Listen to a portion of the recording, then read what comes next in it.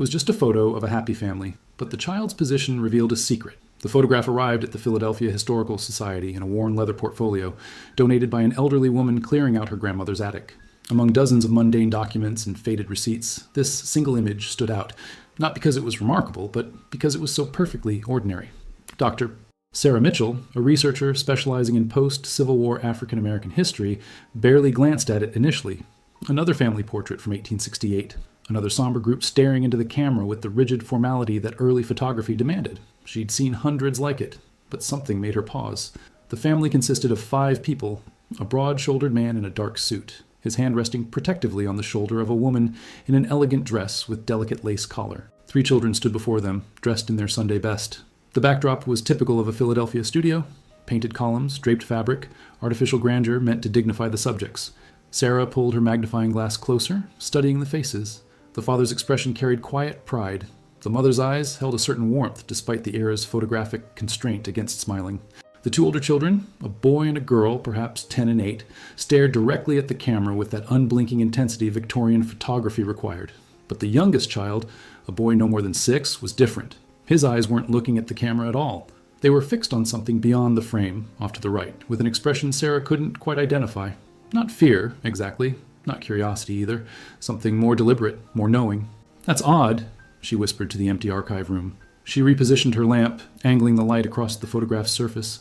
The image was remarkably well preserved, the chemicals having aged with minimal degradation. The studio's name was barely visible in the bottom corner. Whitman and Sons, Photography, Ray Street, Philadelphia. Sarah made a note to research the studio later, then returned her attention to the youngest boy.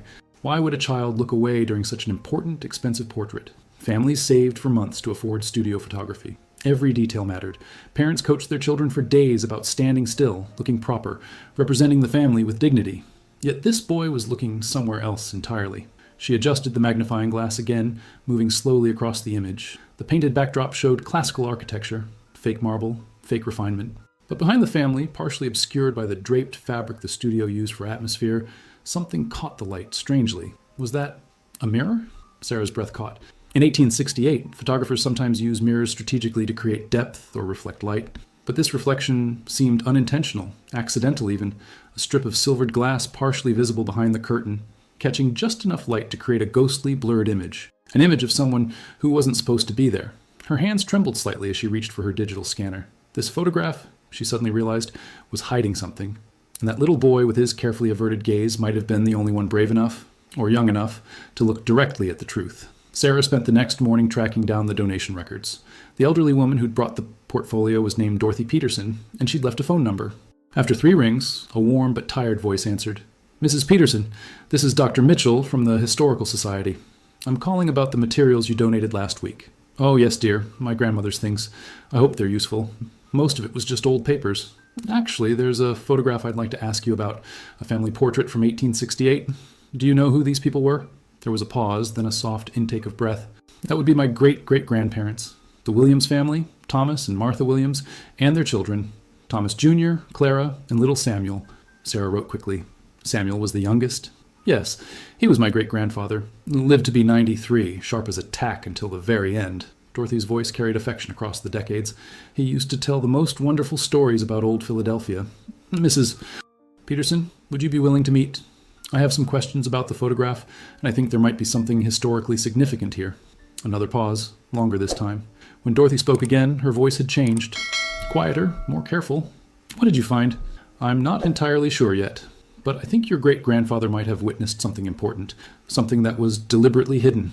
The silence stretched. Sarah could hear traffic in the background, the distant sound of a television. "He told me once," Dorothy finally said, "that the photograph was taken on the most dangerous day of his life. I was young, maybe 10, and I thought he was being dramatic. Old people exaggerate, you know? But he was serious, said that picture proved his family were heroes, even though no one could ever know." Sarah's pulse quickened. "Did he explain what he meant?" "No. He died 2 weeks later, and I never got the chance to ask." Dorothy's voice cracked slightly. "I've wondered about it my whole life. That photograph sat in my grandmother's drawer for 70 years, then in mine for another 30. I brought it to you because I thought maybe someone could figure out what he meant." They arranged to meet the following afternoon. Sarah spent the rest of the day researching the Williams family through census records, city directories, and property documents. Thomas Williams was listed as a blacksmith with a shop on South Street. Martha Williams was recorded as a seamstress. They owned their home. Remarkable for a black family in 1868, just 3 years after the Civil War's end. The children appeared in school records. Thomas Jr. and Clara attended the Institute for Colored Youth, one of the few schools that educated black children to a high standard. Samuel, at 6, was likely still at home. But it was a newspaper clipping from July 1868 that made Sarah's hand freeze over the archive table. Local Negro family questioned in suspected harboring case. No charges filed. The article was brief, dismissive in the casually racist language of the era. Authorities had investigated the Williams household following anonymous reports of suspicious activity, but found no evidence of wrongdoing. The family maintained they were simply honest workers, and the matter was dropped. Harboring. In 1868, the 13th Amendment had abolished slavery in 1865. The war was over, freedom was law, but Sarah knew what many didn't. The Underground Railroad hadn't stopped with abolition. Couldn't stop, because in the South, in the isolated rural areas, and under the cover of corrupt local governments, some people were still being held in slavery. Illegal, hidden, but terrifyingly real. And the networks that had helped people escape before the war continued their work in secret, moving people from bondage to true freedom, usually toward Canada, where American law couldn't reach them. The Williams family, Sarah realized with growing certainty, had been part of that network. And somehow, impossibly, they had documented it in a photograph. The next morning, Sarah stood on Race Street in Philadelphia's historic district, staring up at the building that once housed Whitman and Sons Photography. It was now a cafe with exposed brick and industrial lighting, but the bones of the original structure remained. Tall windows designed to capture natural light, high ceilings for portrait backdrops. Inside, she ordered coffee and asked the young barista about the building's history. "It's been like 6 different businesses," he said, clearly bored. "But yeah, it was a photography studio way back. There's some old stuff in the basement the owner kept. Historical preservation rules or whatever."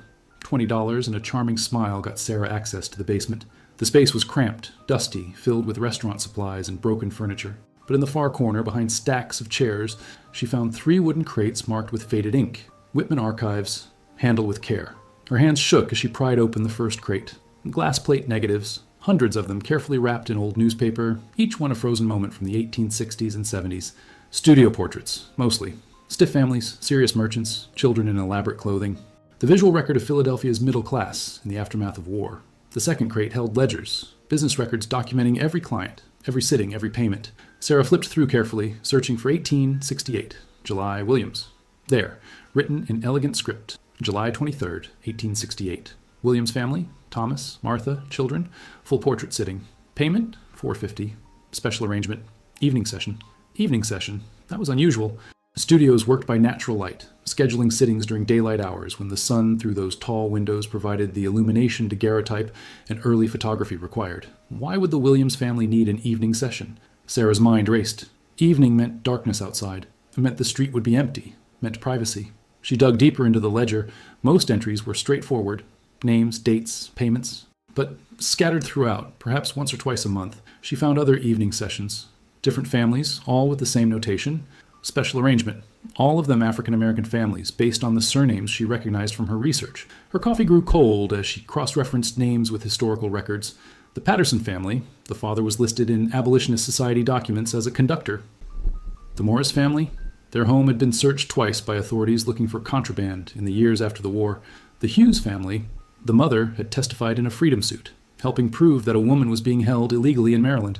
These weren't random portrait sittings. This was documentation, evidence, a visual record of the people who formed Philadelphia's continuation of the Underground Railroad.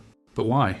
Why risk creating permanent evidence of illegal activity? Sarah sat back on her heels, understanding dawning slowly. Because photographs were proof. In a world where black families' words were dismissed, their testimonies ignored, their very humanity questioned in courts of law, a photograph was different.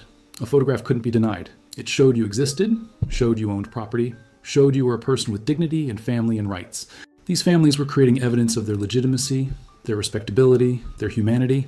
If they were ever accused, if they were ever dragged into court, they would have proof that they were upstanding citizens, not criminals. But they were also documenting something else, Sarah realized, something hidden in plain sight. She returned to the Williams family entry and noticed a small notation in the margin, so faint she'd almost missed it. RM. Usual precautions? RM. She flipped through other evening sessions. The same initials appeared sporadically. Robert Mitchell, Richard Moore.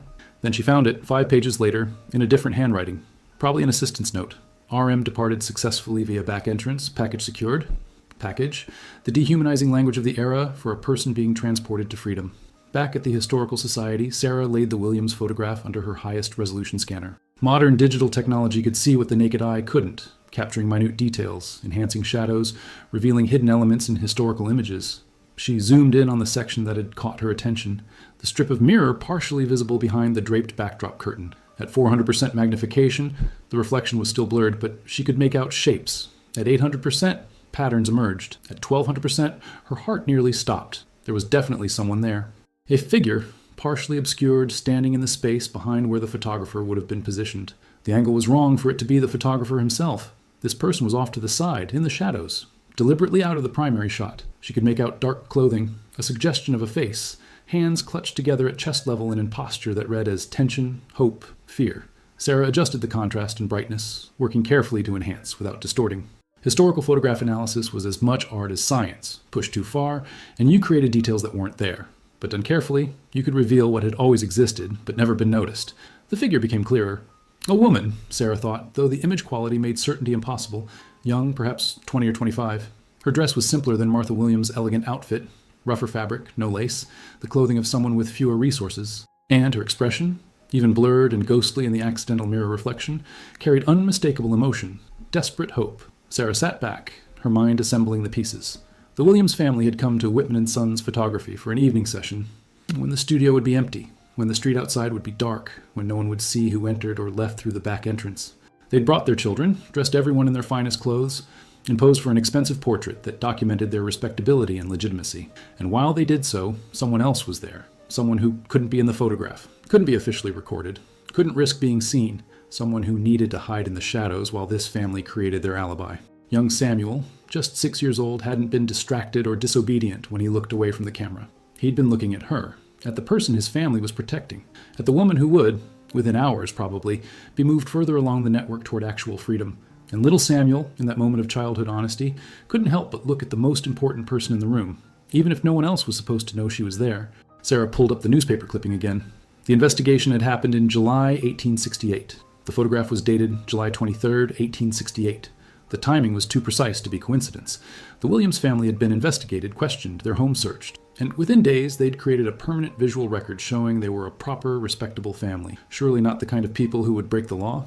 The photograph was an alibi, and simultaneously, hidden in its reflection, it was a confession. But there was something else. Sarah zoomed in on Samuel's face, studying his expression. That wasn't just a child's wandering attention. His eyes were focused, intent, and the slightest suggestion of something at the corner of his mouth. Not quite a smile, but close. A tiny expression of complicity, of knowing he was part of something important. He'd been looking at that woman deliberately, making sure in his child's way that she was okay, keeping watch even while his body stood still for the camera. This little boy had been a lookout. Dorothy Peterson arrived at the Historical Society carrying a worn cloth bag. She was 78, with silver hair and sharp eyes that studied Sarah carefully before sitting down. "Show me what you found," she said without preamble. Sarah laid out the enhanced images on the table, the original photograph, the magnified section showing the mirror's reflection, the studio ledger entry, the newspaper clipping about the investigation. Dorothy's hand rose to her mouth. "Oh my God, she was really there." "You knew?" Sarah asked gently. I thought it was just a story, something my great-grandfather said when he was old, when his mind might have been..." "Aye," Dorothy trailed off, touching the photograph with one trembling finger. "He told me they helped people. That before he started school, his house was a stop on the railroad. But that was before the war. I thought he was confused about the timing." "The railroad didn't stop with abolition," Sarah explained. "It couldn't. In isolated parts of the South, some people were still being held illegally. The networks that existed before the war continued, but in even deeper secrecy, because now the activity was unambiguously criminal. No more legal gray areas. If caught, your family could have been imprisoned." Dorothy nodded slowly, her eyes filling with tears. "He said he remembered a woman. Just one, specifically. Said she stayed in their attic for 3 days, and he would sneak up to bring her food. Said she sang to him once, very quietly, a song he never forgot. She hummed a few notes, a old spiritual, its melody carrying sorrow and hope in equal measure. He was 6 years old," Dorothy continued. "And he said he knew even then that if anyone found out, his whole family would be destroyed. His father could lose his business, his mother could be arrested, they could lose their home, but he also knew it was right, that helping her was the most important thing his family had ever done." Sarah pulled out another document she'd found, a passenger manifest from a ship that left Philadelphia for Nova Scotia in late July 1868. "I think I found her. A woman listed only as R.M., those same initials from the studio ledger.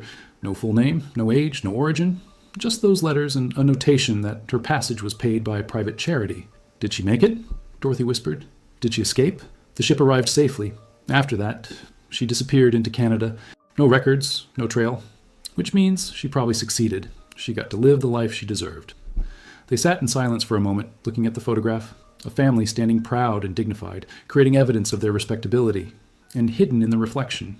Invisible unless you knew to look, proof of their courage. The photograph was taken right after the investigation, Sarah explained.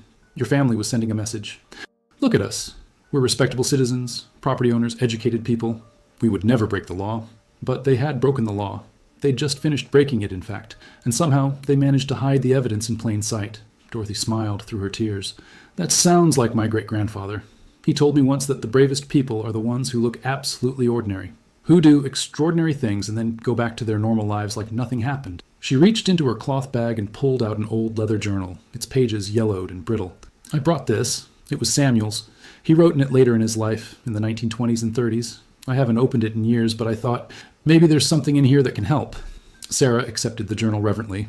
On the first page, in careful handwriting, Samuel Williams had written, for my grandchildren, so they know what their family stood for.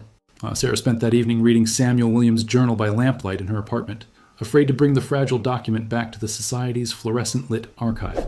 His handwriting was elegant, educated, the words of a man reflecting on a life that had spanned from just after slavery to the Jazz Age.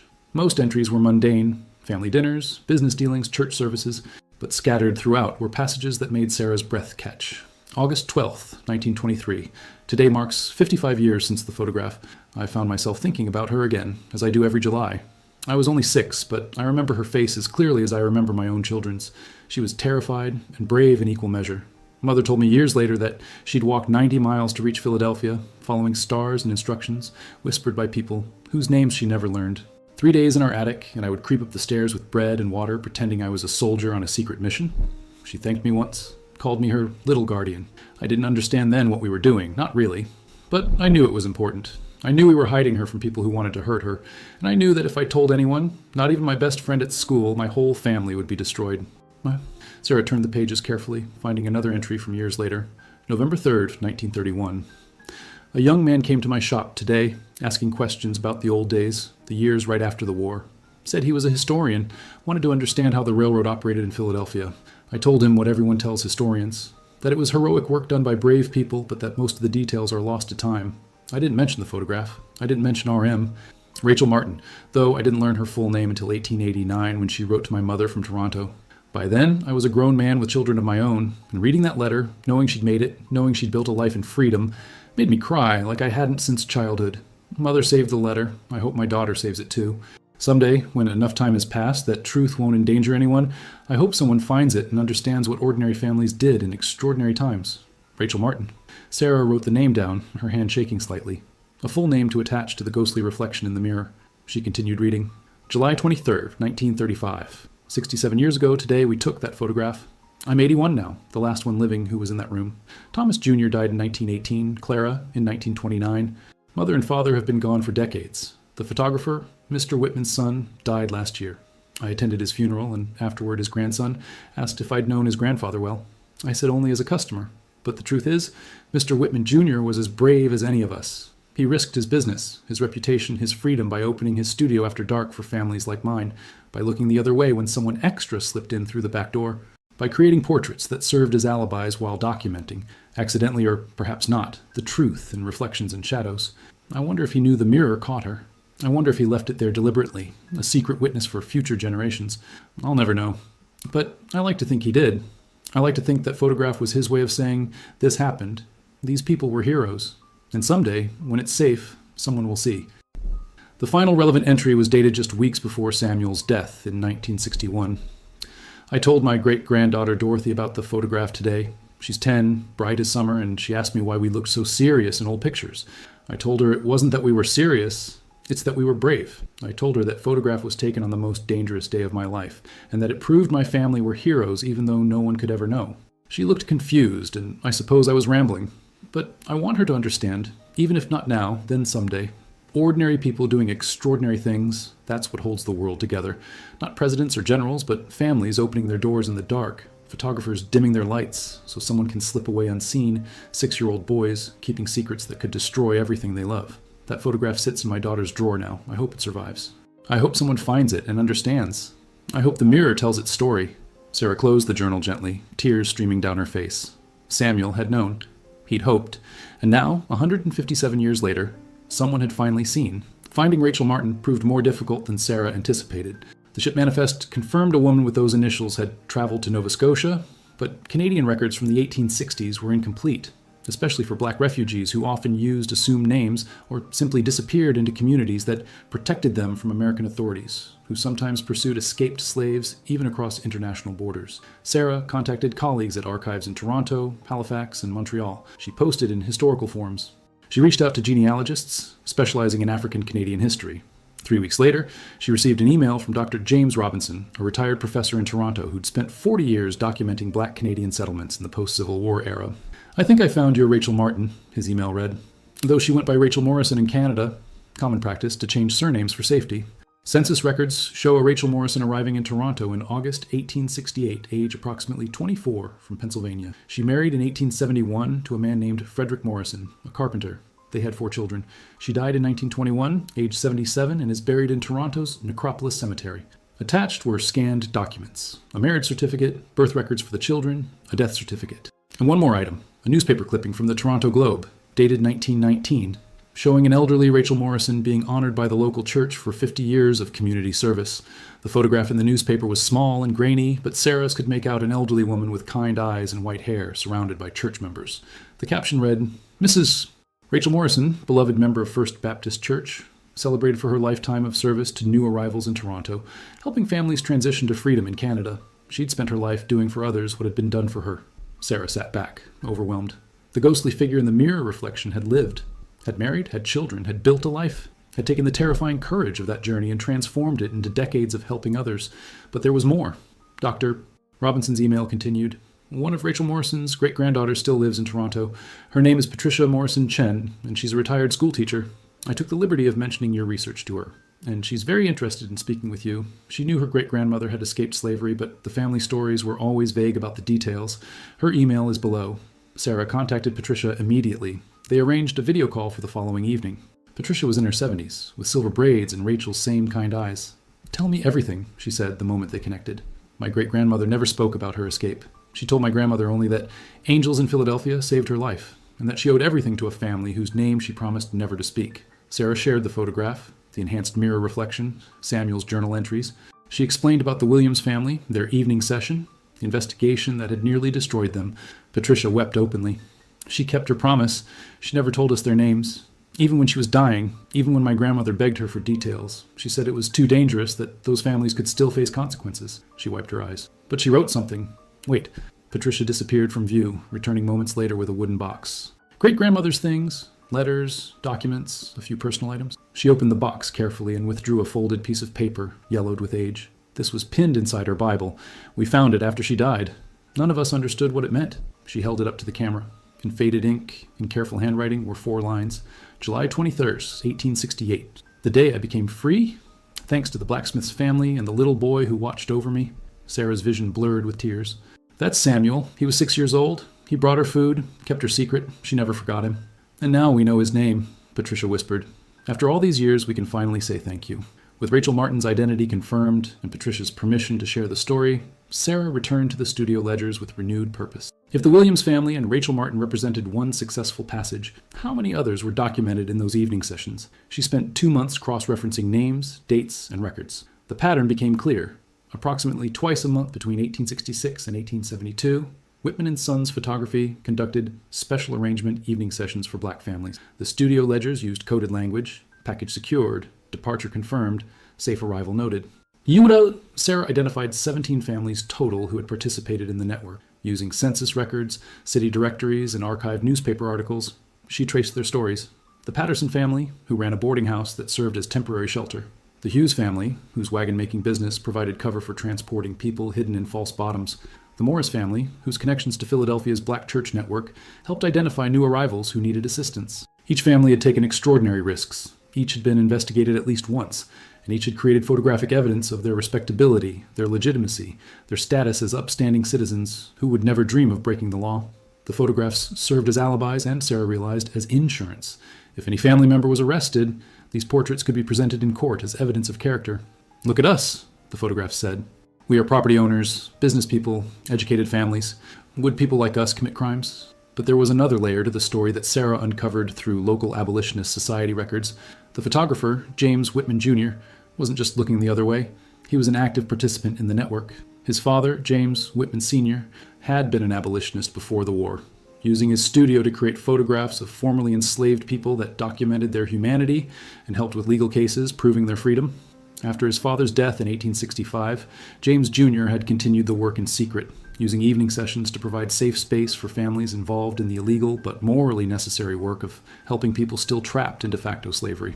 The studio's basement entrance opened onto an alley that connected to a network of passages between buildings, remnants of the original Underground Railroad infrastructure. People could slip in unseen, wait in the studio's back room while a family had their portrait taken, then slip out again when the streets were empty. Whitman documented each passage in his personal journal, which Sarah found in the archives. His entries were brief, but telling. Evening session. Williams family. RM. Departed safely. 4th successful passage this month. Father would be proud. Authorities asking questions about evening activities. Increased caution necessary, but the work continues. Portrait of the Hughes family. Infant included. First baby born free in Canada to a family we assisted. Small victories. James Whitman Jr. had died in 1934, having operated his studio until 1890 before retiring. His obituary made no mention of his role in the post-war Underground Railroad. He'd taken the secret to his grave, protecting the families he'd helped even in death. But the photographs remained, each one a testament to ordinary people doing extraordinary things, each one hiding truth in shadows and reflections, waiting for someone to finally see. 6 months after discovering the reflection in the Williams family photograph, Sarah stood in the Philadelphia Historical Society's main gallery, watching visitors examine the exhibition she'd curated. Hidden in plain sight, Philadelphia's post-war Underground Railroad occupied 2 rooms and told the story she'd uncovered. The Williams family photograph held the central position, displayed with side-by-side comparisons showing the original image and the enhanced version that revealed Rachel Martin's reflection. Around it hung 16 other family portraits from the evening session, each with detailed explanations of who the families were, what risks they'd taken, and what had happened to the people they'd helped. Interactive displays let visitors zoom in on the photographs, searching for their own hidden details. Video interviews with descendants played on loop. Dorothy Peterson, Patricia Morrison Chen, and others whose ancestors had been part of the network. But it was Samuel Williams' journal that drew the longest lines.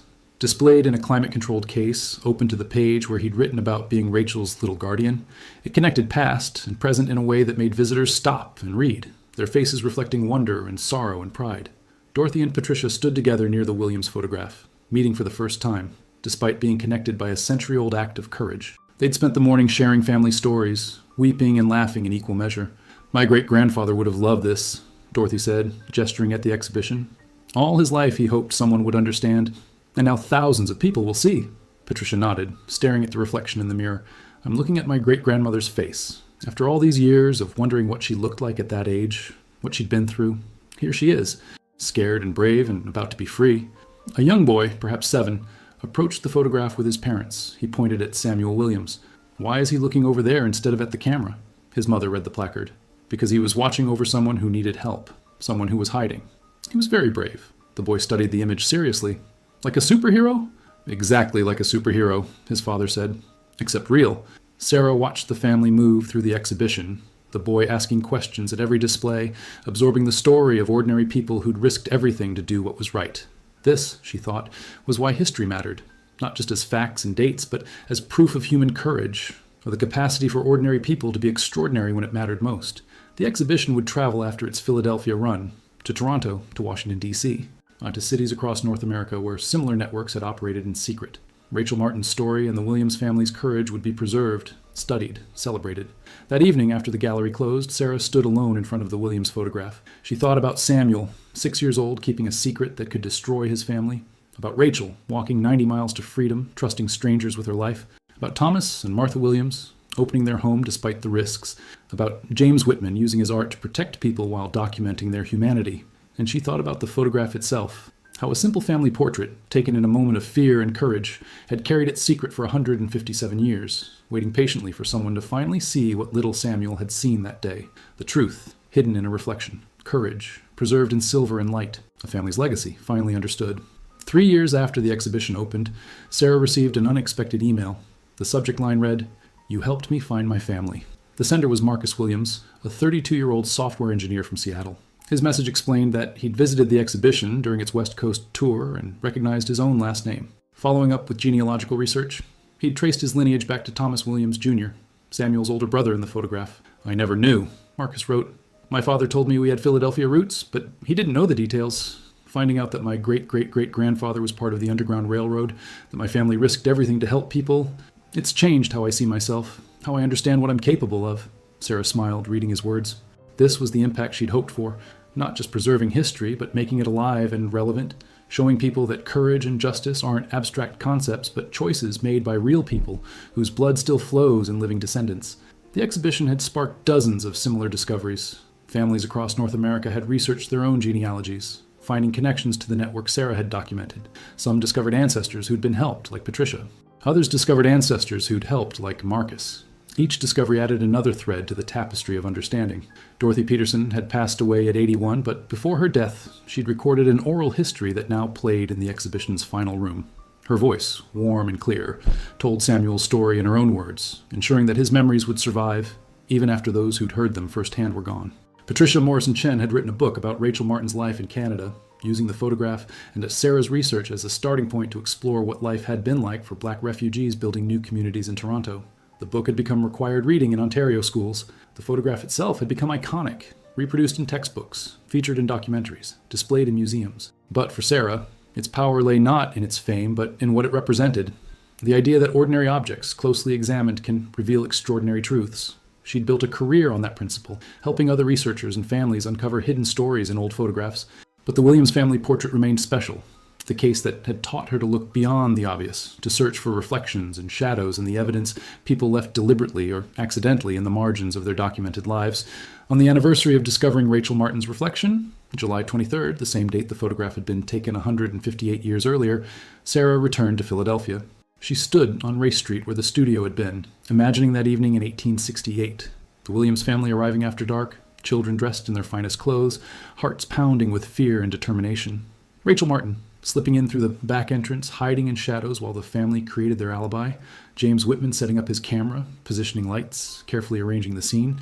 And 6-year-old Samuel, standing still as his parents had taught him, but unable to stop his eyes from drifting to the person who mattered most in that room. The person who'd sung to him, whom he'd protected, whom his family was saving at enormous risk. In that moment of childhood honesty, Samuel had done what no one else could. He'd looked at the truth, and through his looking, had preserved it for future generations to find. Sarah thought about all the photographs still waiting in archives and attics, in museum storage and private collections. How many other stories were hiding in reflections and shadow? How many other Samuel Williamses had preserved truth through small, unconscious acts of witness? History wasn't just what was deliberately recorded. It was also what accidentally survived, what was hidden in margins, what patient researchers could uncover by looking closely at what everyone else overlooked. She pulled out her phone and took a picture of the building where it had all happened. In her photograph's reflection, caught in the cafe's glass window, she could see other people on the street behind her. Walking, talking, living their ordinary lives. Ordinary people, doing ordinary things. Until the moment came when they'd have to decide whether to be extraordinary. Just like the Williams family. Just like Rachel Martin. Just like everyone whose courage, captured accidentally or deliberately in silver and light, waited patiently for someone to finally see.